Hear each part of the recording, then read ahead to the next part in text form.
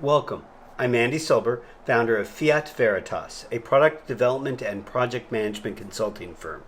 This is the second video in my series, and this time I'm talking about contracts between project sponsors and development teams.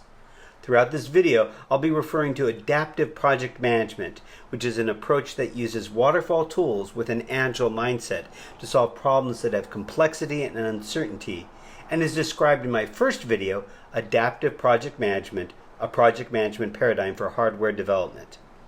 I highly recommend you watch that first and then return here. The link is shown above and in this video's description. I've worked on countless projects, some successful and some not. But the ones that went off the rails, that went so badly the development team and the project sponsors never wanted to work together, had one thing in common: a bad contract. And by contract, I'm not necessarily talking about the legal contract between a client and a development firm that would be reviewed by lawyers and admissible in court, though it might be that. There might be a master service agreement that handles the legal issues, but we still need a project charter that describes this project and how the teams will work together to solve the problem at hand. The project charter would be the contract in this case. It could also be an agreement between different business units within a single company, one acting as a sponsor that has profit and loss responsibilities, and a product concept that they want to bring to market, and the other an internal engineering team whose budget comes from the sponsors. Early on in the project, the development team and the sponsors must sit down and agree to the goals and the ways of working together, or the smallest bump can derail the development train that could have successfully made it to the station. Broadly speaking, there are two kinds of contracts: fixed bid and time and material, often referred to as T&M. Both have their advantages and disadvantages depending on the challenges you're facing and the project management paradigm you're using. Generally, fixed bid puts the risk on the side of the development team, while time and material puts the risk on the project sponsor, though there are approaches that you should take to manage the risk to everyone's advantage. I'll talk about both contract approaches from the perspective of the project management paradigms: waterfall, agile, and adaptive. I'll explain why fixed bid makes sense for waterfall projects, while time and material is a better fit for agile and adaptive projects. I'll also talk about how to protect both parties regardless of the contract approach you take. For a fixed bid contract, the developer agrees to provide deliverables at a set price. The biggest sticking points are usually the definition of the deliverables and the cost, though schedule is often critical. Unfortunately, the negotiations usually focus too much on the cost and not enough on the definition of the deliverables. I once worked on a fixed bid contract for a device where we started work with a set of requirements, but the customer kept adding new ones, which is known as scope creep. When they received the device, they rejected it because it didn't sufficiently filter out an interfering signal that was never specified. If we had known the strength of the interfering signal in the beginning, we would have worked with the client on a different approach to solve their problem. Since we had a fixed bid contract, it was difficult to pivot to a better solution, and the scope creep made it impossible for us to accurately estimate the development cost. We lost money on the project, and the client didn't get a device that solved their problem. And everyone was miserable throughout the project. But if the sponsors understand what they want, and the requirements are set in stone, and the development team knows what they need to do to achieve that, fixed bid can work very well. If your solution requires invention, fixed bid is not a good approach, because inventions don't come according to a schedule, and sometimes they don't come at all. For waterfall projects, fixed bid makes a lot of sense.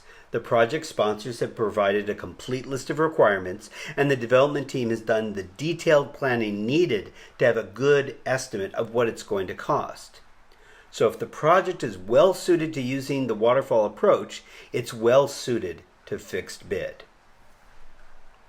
But if you're using agile or adaptive, fixed bid is a challenge.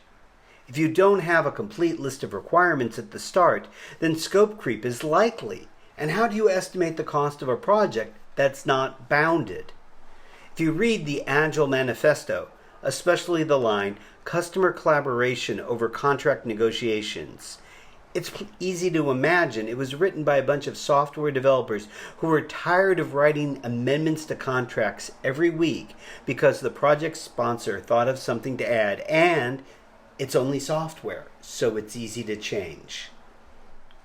One way to do fixed bid with an agile or adaptive approach is that the deliverable is a given amount of effort, not a functional product. I've been on projects that worked that way, and it was very successful. It allowed the team to be responsive to changes as they came along. We had a deadline and a fixed team, so we knew how many hours we were going to work on the project over that time. So we knew how much it was going to cost, and the client liked that they knew how much things were going to cost while still having flexibility. Another approach for adaptive projects is to have a contract for each phase, and in the early phases, the deliverables can be research reports rather than working devices. But if you take that approach, you're going to spend a lot of time estimating effort and writing contracts, not necessarily the best use of the time. A third approach is to look at how much a similar project costs to deliver and to use that as your estimate. If you have a stable and experienced team that has delivered lots of projects, that can be a great approach. But if what you're doing is innovative, you might not have any similar projects. And if you have a lot of turnover, the current team might take significantly longer than the team you used for the estimate. For time and materials, the development team charges the project sponsors a rate for each resource times the number of hours that resource worked on the project. In addition, any non-labor costs, like parts to build a prototype or the fee to rent testing equipment, are passed on with a markup to handle overhead costs. This can be pretty scary for the sponsoring organization unless controls are put in place to limit the amount that is spent.